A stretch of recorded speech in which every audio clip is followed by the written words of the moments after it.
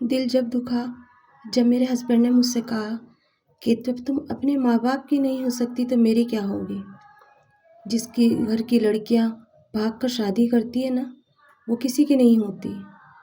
دل جب دکھا جب میری ساس نے کہا اوپر آ کر پڑھ کے ہمارے گھر میں بیٹھ گئی ہے، نہ بارات نہ باجا نہ بینڈ کچھ نہیں، اور آ کے بیٹھی ہے منحوس کہیں کی۔ السلام علیکم مائی یوٹیوب فیملی، کیسے ہیں آپ سب؟ امید کرتی ہوں ٹھیک ہوں گے۔ میں بھی آپ سب کی دعاؤں کے ساتھ میں ٹھیک ہوں۔ اکثر ہم یہ غلطیاں کر لیتے ہیں اور بعد میں جب عمر آتی ہے نا پھر پچھتاتے ہیں۔ جب بچے یہ کہتے ہیں نا ماں تمہاری شادی کی البم کہاں ہے، ممی آپ کی شادی کی ویڈیوز کہاں ہیں، کس منہ سے بتاؤں کہ تمہاری ماں کی تو ایک فوٹو بھی نہیں ہے جو شادی کے دن کھنچی ہو، کیونکہ میں وہ ابھاگن لڑکی ہوں جس نے اپنے ماں باپ کا دل دکھایا اور تم اس سے شادی کی جس نے میرا دل دکھایا۔ آج کل زمانے میں یہیں کر اور یہیں بھر ہے۔ میں نے اپنے ماں باپ کا دل دکھایا، اس کے ساتھ ساتھ میرا بھی دل دکھا دیا گیا۔ یہ تانے زندگی بھر کے لیے میں نے اپنے ہاتھوں سے بنے ہیں جو مجھے زندگی بھر سننے ہوں گے۔ کم عمر تھی، کالج کا زمانہ تھا، ایک لڑکے سے پیار ہو گیا۔ اکثر وہ میرے کالج کے سامنے آ کے کھڑا ہو جایا کرتا، گھنٹوں مجھے دیکھا کرتا اور میں بھی اسے دیکھنے لگی۔ بس دیکھتے ہی دیکھتے کب پیار اتنا شدت سے بڑھ گیا کہ حد سے گزر گئے ہم دونوں۔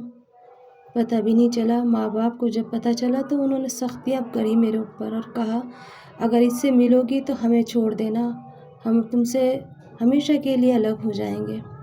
لیکن دل کے بارے میں جب انسان سوچتا ہے تو پھر ماں باپ کے بارے میں کون سوچتا ہے۔ میں نے بھی کچھ ایسے ہی کرا۔ ماں باپ کے لیے میں مر چکی تھی۔ ایک دن کالج اچانک میں گئی، اس نے جب میرے سامنے یہ بات رکھی کہ یا تو میری ہو جا یا پھر مجھے اپنا کر لے، میں تیرے بغیر نہیں رہ سکتا۔ اتنی شدت سے پیار کرنے والا عاشق میں نے کہیں نہیں دیکھا تھا۔ ہر گھڑی مجھے فون کرتا، ہر ایک چیز لا کے دیتا، ہر ایک بات پوچھتا۔ تسلی دینے والا انسان ایک دم سے ایسے کیسے بدل سکتا ہے؟ کیسے وہ ایسے ہو سکتا ہے اتنا سیاہ دل کہ اسے میری اور میرے بچوں کی بھی پرواہ نہیں؟ میں اپنے بچوں کے لیے کس طرح سے کچھ خریداری کروں، کیسے کپڑے خریدوں، کیسے انہیں ان کی چیز من پسند کی لا کے دوں، اسے کچھ پتہ نہیں۔ وہ کبھی نہیں جاننے کی کوشش کرتا۔ کیوں؟ کیونکہ میں وہ حق کھو چکی تھی۔ خیر، ماں باپ کی مرضی کے خلاف میں نے شادی کری اور بھاگ گئی اس گھر سے، ایک بے نام زندگی کے پاس جہاں مجھے عزت نہیں ملنی تھی۔ 2 دن تک تو دوست کے گھر رکھا، پھر اس کے بعد اس کی دوست کی ماں کو پتہ چل گیا کہ میں نے شادی بھاگ کر کری ہے تو اس نے مجھے بہت ڈانٹا اور کہا میرے بچے کی بھی زندگی برباد کر دو گی، نکلو ہمارے گھر سے۔ اور اس طرح سے اس نے بھی ذلیل کر کے مجھے گھر سے نکال دیا۔ یہ وہ پہلا وقت تھا جب میں اس کے گھر سے ذلیل ہو کے نکلی تھی۔ ماں باپ کے ہاں میں نے بڑے عیش و آرام سے زندگی کاٹی تھی۔ جب ہم باہر روڈ پہ کھڑے تھے نا، اس ٹائم میرے ہسبینڈ نے مجھ سے کہا کہ اب کیا کریں، شادی تو ہو چکی ہے۔ کورٹ میرج کری تھی ہم نے۔ کہنے لگا کہ چلو میرے گھر۔ بڑا ڈر لگ رہا تھا لیکن اس کے سوا اور کوئی راستہ بھی تو نہیں تھا میرے پاس۔ چل پڑی اس کے پیچھے پیچھے۔ عشق کا بخار 2 دن میں کہاں غائب ہوا پتہ ہی نہیں چلا۔ بھاگ کے شادی کرنے والوں کا اکثر یہی انجام ہوتا ہے۔ بس جیسے ہی اس کے گھر پہنچی سمجھو ایک طوفان آ گیا زندگی کے اندر۔ لوگوں نے ایسی باتیں بولی کہ جو سن بھی نہ سکتی تھی میں کبھی زندگی میں۔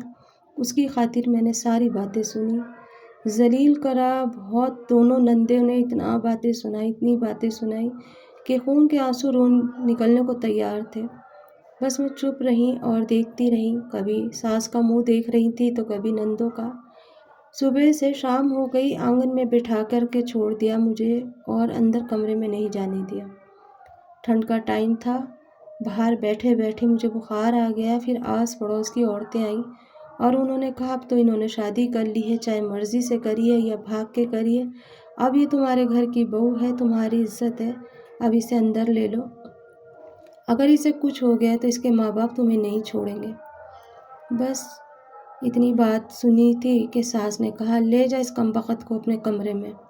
کمرہ کیا تھا، ایک کچی سی کٹھیا تھی، لے جا کے بٹھا دیا۔ محلوں کا سپنا دکھایا تھا اور ایک گھر ایسا جس کے اوپر ڈھنگ کی چھت بھی نہیں تھی۔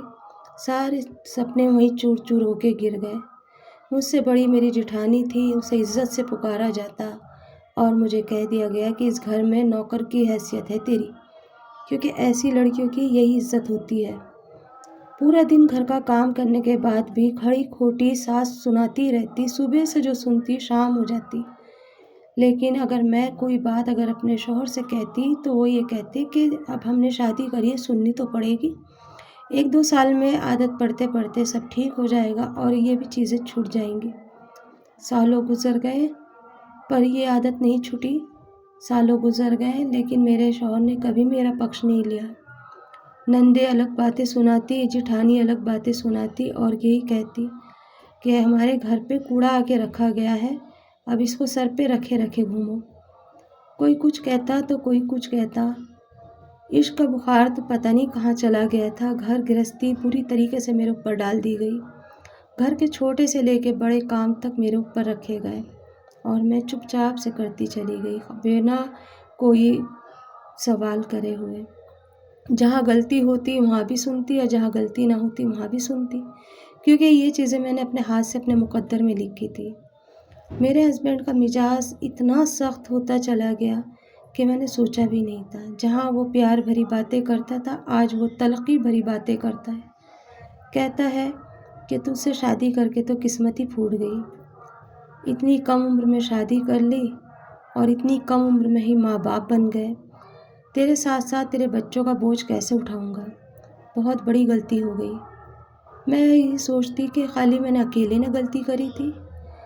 غلطی تو تجھ سے شروع ہوئی تھی میری زندگی کی، پر میں کیا کہتی، کیونکہ اس دل کے ہاتھ تو اتنی مجبور ہو گئی تھی نا، کچھ بھی نہیں کہہ سکتی تھی۔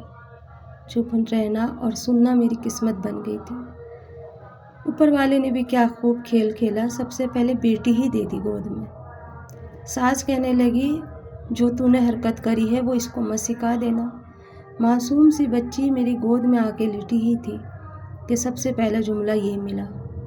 نندوں نے دیکھا تو کہا کہ جو شکشا تیرے ماں باپ نے دی ہے نا بھاگنے کی تجھے، اسے مت بھگا دینا، یہ ہمارے گھر کی عزت ہے۔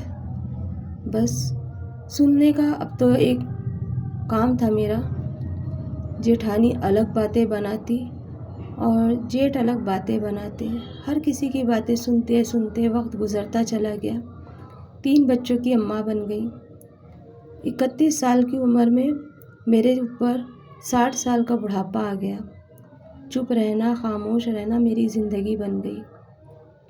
جیسے جیسے بچے بڑے ہو رہے تھے ویسے ویسے میرے ہسبینڈ کا غصہ اور زیادہ تیز ہو رہا تھا۔ لڑکی کے اوپر اتنی زیادہ سختی رکھی جانے لگی۔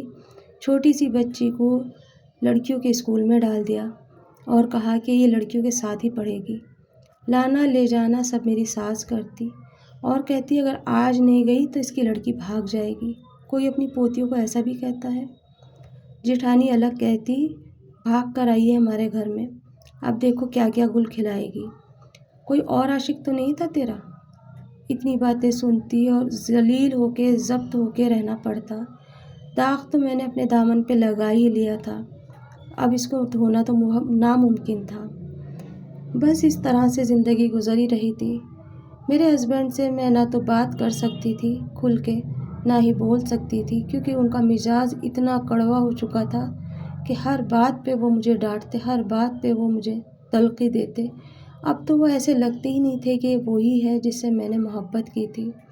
کہاں میں نے وہ سپنے دیکھے تھے، کہاں وہ میرے ناز نخرے اٹھاتا تھا، اور آج کہاں اس نے مجھے کوڑے کباڑے کی طرح ایک جگہ پہ لا کے ڈال دیا اور کہا تیری اوقات یہی ہے۔ بس رات اور دن گھر کا کام کرنا پڑتا اور سب کی باتیں سننی پڑتی۔ ذرا سی دیر اگر ناشتے میں ہو جاتی تو ساس دنیا بھر کی باتیں سناتی اور کہتی مہارانی ناشتہ تو لے آ، اور اس ناشتے کے اندر دنیا کی تقسیمیں لڑاتی، دنیا کی ضلالتیں مجھے تھوپتی۔ جیٹھانی بھی بیٹھ کے ناشتہ کرتی اور دیورانی بھی، سارے بیٹھتے اور میں ذلیل ہوتی۔ اسی بیچ میں جب میرے چھوٹے دیور کی شادی ہوئی تو پوری بھری محفل میں مجھے اس طرح سے ذلیل کرا گیا کہ میں منہ دیکھتی رہ گئی۔ پہلے تو میری جیٹھانی نے کہا کہ صاحبہ تم بھی اپنی شادی کی البم دکھاؤ، سب دیکھنا چاہتے ہیں۔ شادی کی البم ہوتی تو دکھاتی، انہیں تو پتہ تھا میری شادی کس طرح سے ہوئی، بس ایک ذلیل کرنا تھا انہیں مجھے سب کے سامنے، پوری برادری کے سامنے، پوری محفل کے سامنے۔ ایک نے کہا اگر شادی ہوئی ہوتی تو ایلبم دکھاتی، اس بھگو کے پاس ایلبم کہاں سے آئی؟ یہ تو خود بھاگ کر آئی تھی۔ اس کے گھر میں یہی دستور ہوگا، لڑکیاں جیسی جوان ہوتی ہوں گی ماں باپ کہتے ہوں گے بھاگ جا، اور دہیج ان کے پاس دینے کو نہیں ہوتا ہوگا، اسی لیے تو بھگا دیتے تھے۔ بس آنکھوں میں آنسو لے کے میں اپنے کمرے میں آ گئی اور پھر بہت باتیں سنی۔ کمرے میں آئی تو شوہر نے باتیں سنائی کہ دیکھو تمہاری وجہ سے آج میں بھی ذلیل ہو رہا ہوں، کتنی شان شوکت سے شادی ہو رہی ہے، ایک میں ہوں جو تم منوج سے میرا رشتہ ایسا جڑا ہے کہ میری شادی کا مجھے آتا پتہ ہی نہیں، ایک سائن کے اوپر تمہاری میری شادی رکی ہوئی ہے، جب چاہے توڑ سکتا ہوں۔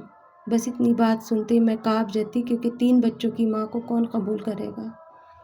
زندگی ایسے ہی گزرتی چلی گئی۔ جیٹھانی نے اپنا گھر الگ بنا لیا، دیورانی نے الگ بنا دیا اور مجھے میری ساس کے پاس چھوڑ دیا، اور کہا کہ ان کی خدمت کرنا تمہارا فرض ہے اور ان کی خدمت تم کرو۔ یہ ہوتی ہے گھر سے بھاگنے والیوں کی شادی۔ اس کے آگے کا ولاگ اگلی قسط میں آپ کو ملے گا، کل تک کا آپ کو انتظار کرنا ہوگا۔ زندگی میں کتنی ضلالتیں اٹھائی ہیں میں نے، اور اتنے ہنستے کھیلتے آدمی کے ساتھ کیسی زندگی تلخ بن گئی، کبھی سوچا بھی نہیں تھا کہ وہ مجھ سے جہاں اتنا پیار کرنے والا، اتنا دعوے کرنے والا، کیا وہ مجھے اس طرح سے رکھے گا۔